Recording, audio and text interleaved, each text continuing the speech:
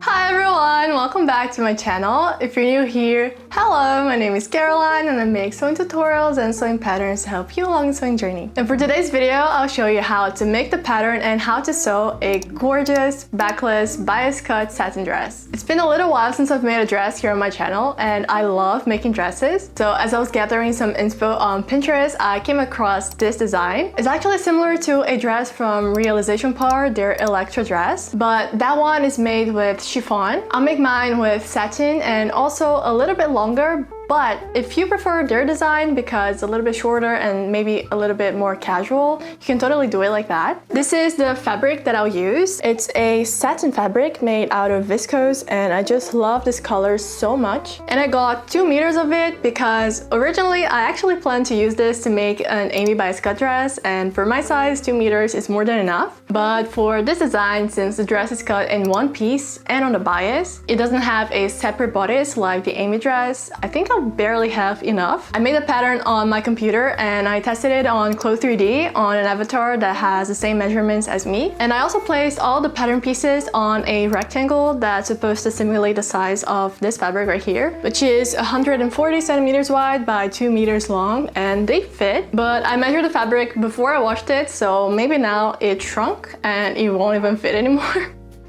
We'll see. If that's the case, I'll have to make the dress a little bit shorter, but let's hope it's enough. And as I said, I already made a pattern on my computer and I tested it there. Seems like it's fine, but I think I'll film the pattern making tutorial after I finish the dress, because then if something doesn't go as expected or if I have any other tips, I'll be able to give it to you in more detail, because it's actually the first time that I make a dress with this exact shape.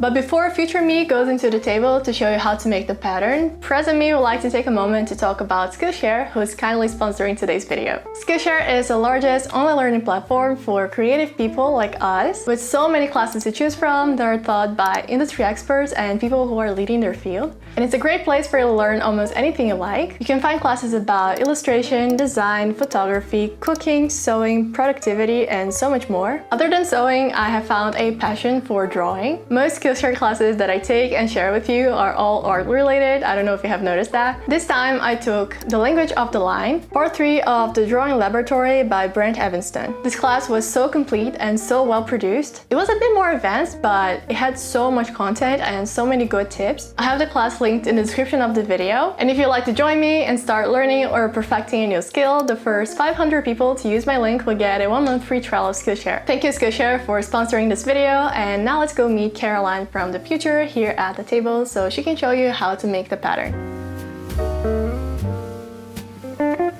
So it turns out the pattern and the fit were pretty on point. There's just a few things that I'll add now that I tried the finished version on. I'll get to that in a bit, but the very first step is to copy the basic bodice block to another piece of paper.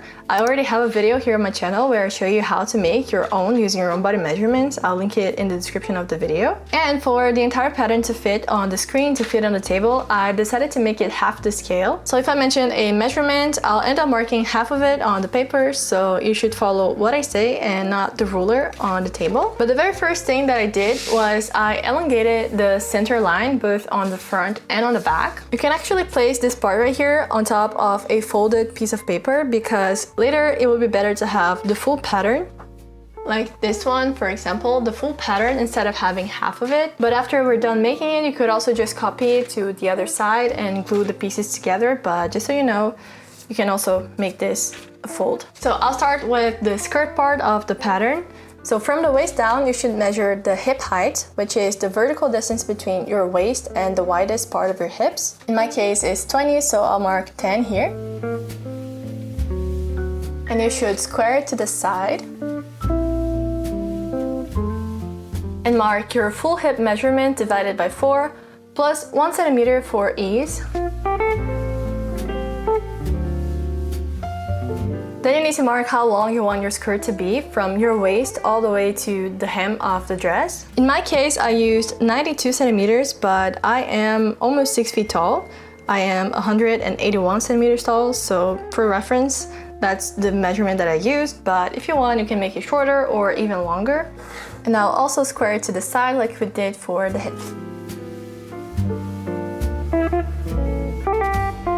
And I'll mark the same measurement on the hemline from the hips just for reference.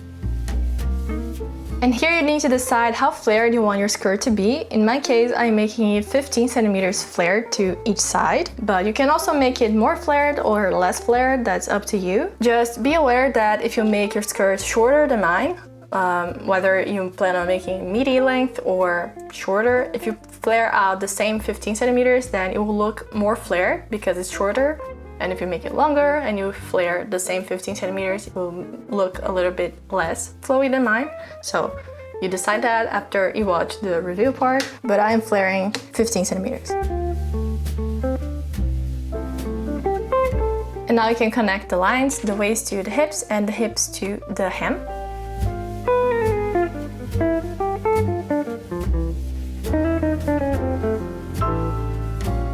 I'll raise the hemline at the side by 1 centimeter because otherwise it can end up looking a little bit pointy.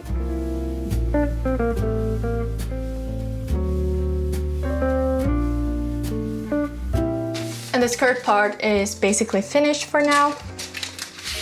Now let's start working on the front bodice. I'll mark 2 centimeters from the apex to the side so the dart doesn't really end up right at the apex because it looks pointy and it looks a little bit strange. So 2 centimeters to the side. And I'm connecting this point to the side. You can make it straight across, but I'll make it a little bit lower, like a French dart. I'll cut this side here open, so we can transfer the shoulder dart to the side. And to transfer it, I just have to fold it like this. I made a cut up until the apex, but the actual dart that we're going to sew is going to end up here, not right at the apex. I'll mark 2 centimeters out from the neckline and 2 centimeters down from the armhole. And I'll connect both points with a straight line. The neckline might end up gaping a little bit afterwards, so if you want, you could also overlap even a little bit more, just a little bit more, to take in more from here and transfer it to the dart. But for this one, I'll leave it like this. It would depend on your body shape. And now for the back, I'll lower the same 2 centimeters under the armhole. But this part right here will have a really deep curve. This is a mini version of the pattern that I actually cut for myself. And as you can see, here's the waistline. And I made it end a little bit below the waistline. So I'm making it around 3.5 centimeters lower than the waistline. So the reason for me to make the back neckline lower than the waistline is because this is the narrowest part of the pattern. Like, I'm not closing the waist dart, so we're gonna have a little bit of ease here. But still, I'm not adding a side zipper or a back zipper, so we do need enough room for this to go over our heads and over our chest. If you have a considerably bigger cup size comparing to your waist, I would even make it a little bit wider here because I'm afraid it might not go through your bust. My waist is around 64 centimeters and my bust is 82. This amount was enough for me to put the dress on and take it off without any zippers, but if the difference between your bust and your waist is bigger than that, then I would give it a little bit more ease at the side, or I would have to add a zipper on the side or at the back.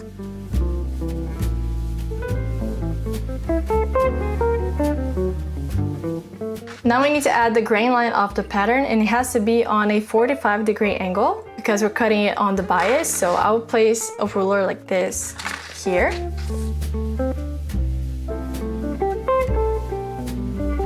And this part right here will be where we'll add the back ties. So I'm taking the final pattern piece to show you. I tried to make them equally distanced from each other, so I added 4 in total on each side.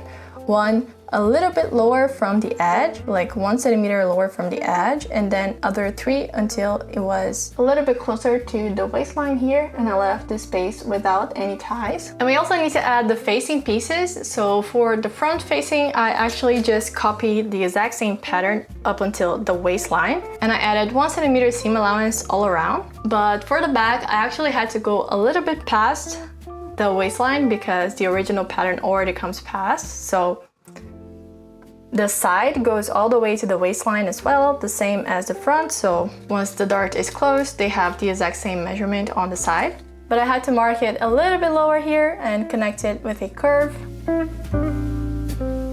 so it would go past the waistline and still be thick enough for facing. And other than these pattern pieces, you will also need a few very long strips of fabric so we can make the neckties and the back loops as well. But that's basically it. And it's better to have the full pattern when we're cutting something on the bias instead of having half of it, because we can just place it according to the grain line of the fabric and cut it like this. So that's basically it. And for this one, you need to cut one for each pattern piece unless you plan on lining the entire dress. I do think if you're using a very thin and satiny fabric like I am, it will look a little bit better if you plan on lining the full dress instead of making it end at the waistline, but some thicker fabrics might not let you see the mark on the waistline, so it's gonna be fine. But if you plan on lining the entire dress, I would just make the lining a little bit shorter so it doesn't show on the outside when you're wearing it, but that's basically it. You can see here all the places I added seam allowance, and now let's go learn how to cut it and how to sew. I printed the pattern, but I actually forgot to glue all the sheets together, so I'm gonna have to do that now.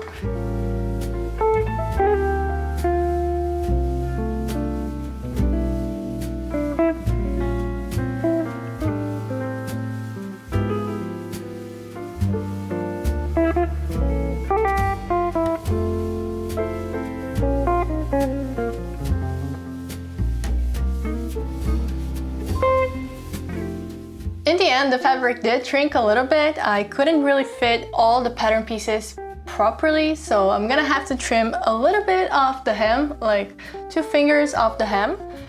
Or I could also make the dress a little bit less flared and it would have fit, but since my pattern is a little bit longer because I'm taller, I don't think that would be a problem if you made it a little bit shorter, but I wouldn't recommend getting just 2 meters if you plan on making this dress. I would get at least 2.5 because I'll still need to cut the strips to make the back ties and everything, so I am definitely gonna run a little bit short on it. But the sewing steps for this are very simple, but what's important when cutting is to measure the distance from one edge of the grain line to the selvage and then the other edge of the grain line to the selvage to make sure that the pattern is placed correctly on the 45-degree angle, because if we cut it a little bit twisted, then the dress is gonna start like twisting when it's on our body too. But yeah, cutting it is probably one of the hardest parts, especially because it doesn't really fit my table, so I have to cut it on the floor, and the fabric is pretty slippery. So it took me a little while to place all of the pattern pieces and stretch all the fabric, but now I'm gonna cut. I think I'm gonna do it off camera because it's probably gonna take a little while. As a little tip, use as many pins as you can, and I'm placing the pins on the seam allowance only because this fabric is pretty sensitive, like really thin. So I am making sure to keep all of the pins inside the seam allowance, because if it deforms the fabric somehow, it's going to not show later. But yeah, I'm gonna cut it now.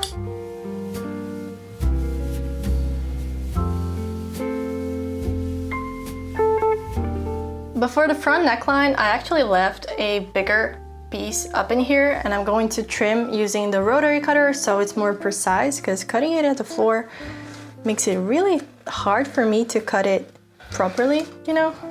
And this is way easier.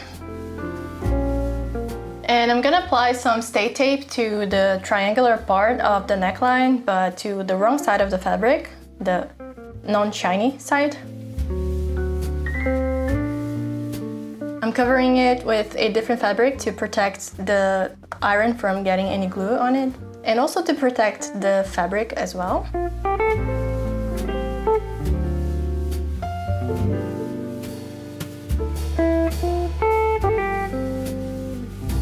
And I'm cutting them on the bias because it gives it a little bit more stretch, so we're able to make them extra thin.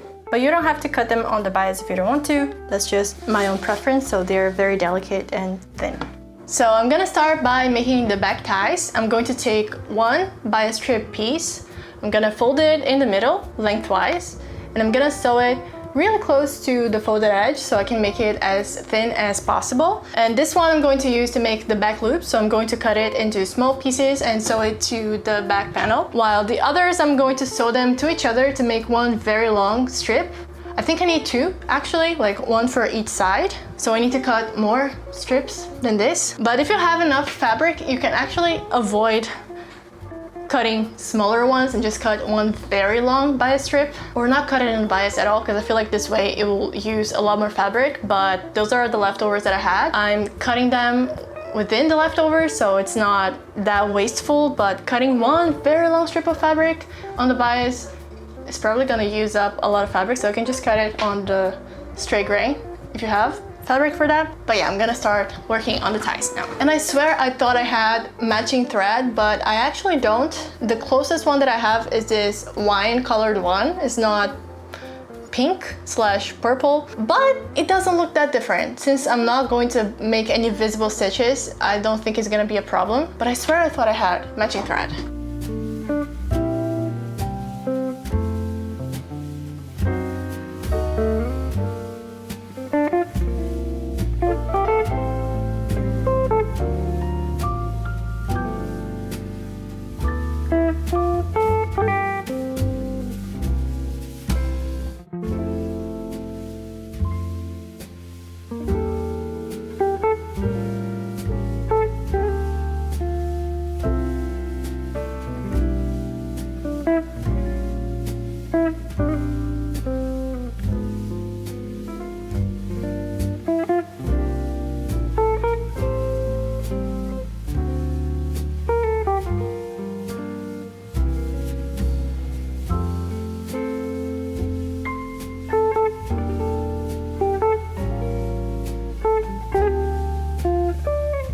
So I took a small break to eat lunch, but now all the straps are already finished, and do not skip ironing them because it makes a really big difference. They look so much better after being ironed. And now I'm finally gonna start sewing the dress, the actual dress pieces.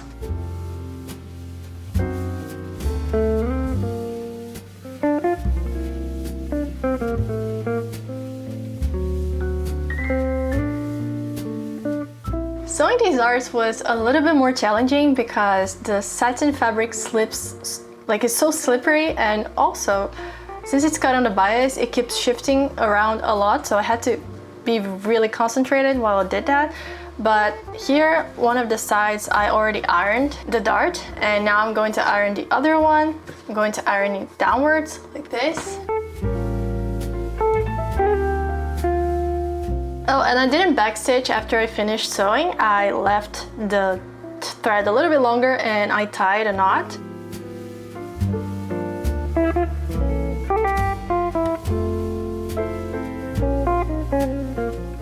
And I did the exact same thing to the facing, so the darts. Now I'm gonna take one of the short ties.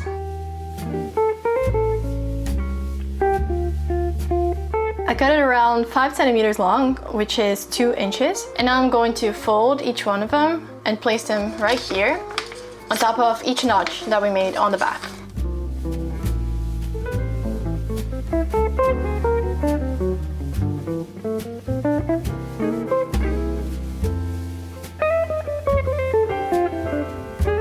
Now I'm gonna take them to the sewing machine to baste them in place before I attach the facing. I placed them at the same distance, but I think this part right here just stretched and deformed on both sides because it looks way more far away than the others. But on paper, it was technically the same distance, so I think it's just because it stretched. Now I'm gonna place the front and the back right sides together. And I'll pin them at the sides, matching the notches.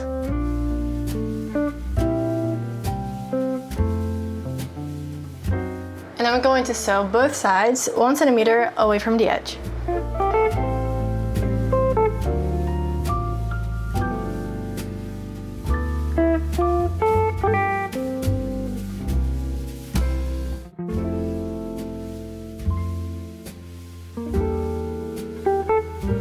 I finished the sides of the facing with an overlocker, but I'm afraid this might be a little bit too bulky. So for the actual dress, I just did a very long zigzag stitch because I don't think it's going to fray that much, but we'll see. If it turns out not too bulky, I think I will go back later and finish the rest with an overlocker.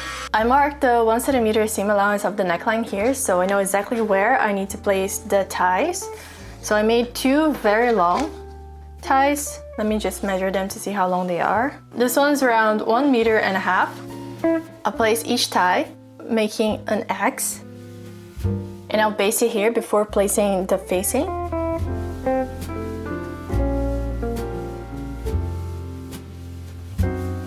Now I'll take the facing and I'll place it right sides together with the dress. I'll make sure the straps are towards the center.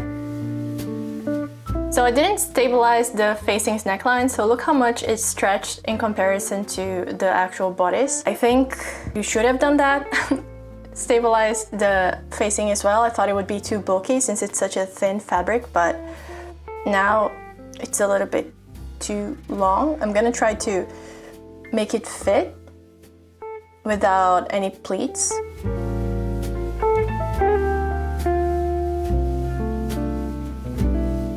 And I'm sandwiching the little loops that we made between the dress and the facing. Now I'm gonna sew it all around the neckline with a 1 centimeter seam allowance.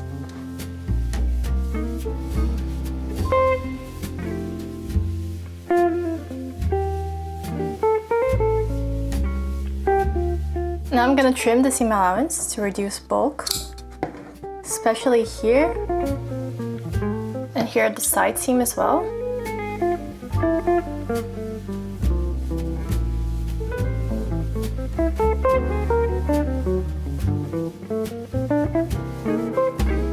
Now I'm gonna turn the seam allowance towards the facing, which is the short side. I'm going to turn the seam allowance towards the facing, and I'm going to stitch the seam allowance really close to the facing. Like around here, all around the front and the back neckline.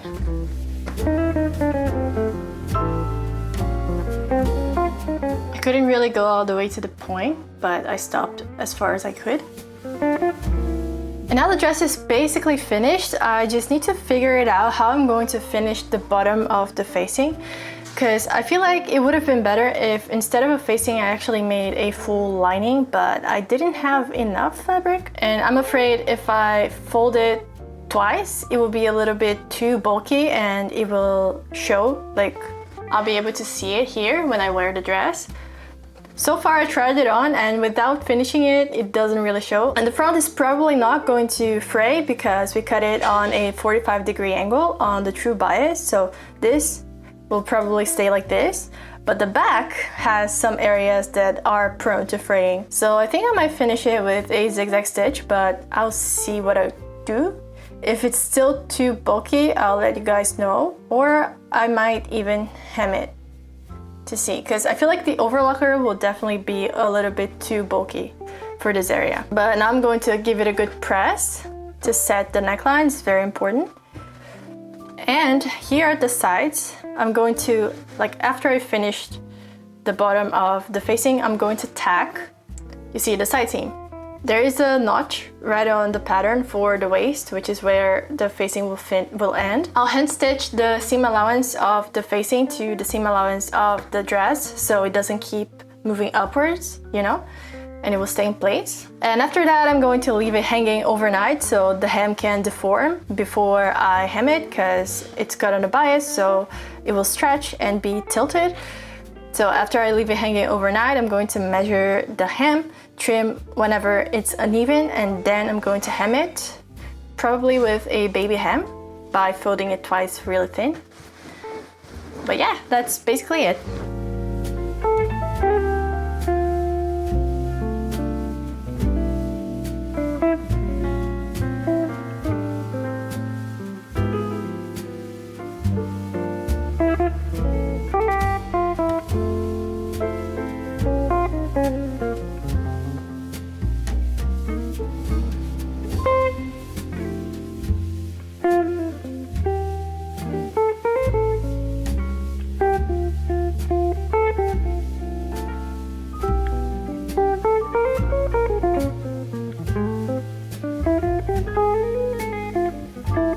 So the finished dress is here.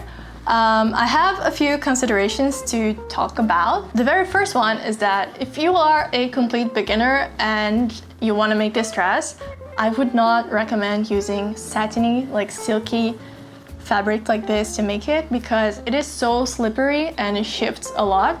So there's a higher chance that the neckline is going to deform or you're not gonna be able to sew the darts properly. I think this would look really pretty with like a linen as well. It would be a completely different look, of course, like it's not going to be like a chic party dress, but I do feel like this type of project with this type of fabric should be for more like intermediate sewists. I feel like if I took this to make a few years ago, I would have struggled a lot more. And also I decided to leave the bottom of the front facing without a finish because, as I said, it was cut on the exact true 45-degree angle. So technically it's not going to fray like crazy. Maybe after a few washes it will be worn out, but the back part that I finished with the zigzag stitch kind of shows a little bit. Like, I don't know if you can see through the camera, but when it's in contact with your body, you can kind of see the shape of the zigzag stitch, and on the front that doesn't really show. So I think I'm going to keep it like this for now, which means that if you are making this with a satiny fabric that is very thin, I would recommend lining it, like fully lining it instead of just doing a facing, because then you will not be able to see the seam on the waist, you know, like it would be long, so that won't be a problem. But if you're using linen or something thicker that doesn't mark every single thing, a facing is fine. And I don't really know how the response for this dress slash pattern is going to be like. Like, if enough of you want it, I can totally work on a graded pattern for this design to add to my shop. But I feel like now I'm being a little bit more selective with the designs that I choose to work on a graded pattern for, because that takes a long time. So if enough of you want it, of course I can work on it, but for that you would have to let me know in the comments. But either way, I really loved it. It is one of my favorite things I've made this year. I feel like this color is part of my color palette because I just really love whenever I wear something of this shade of pink. And if you like the dress and if the video was helpful to you in any way, please don't forget to give it a like and subscribe to the channel if you haven't already. I hope to see you around next time as well. Bye!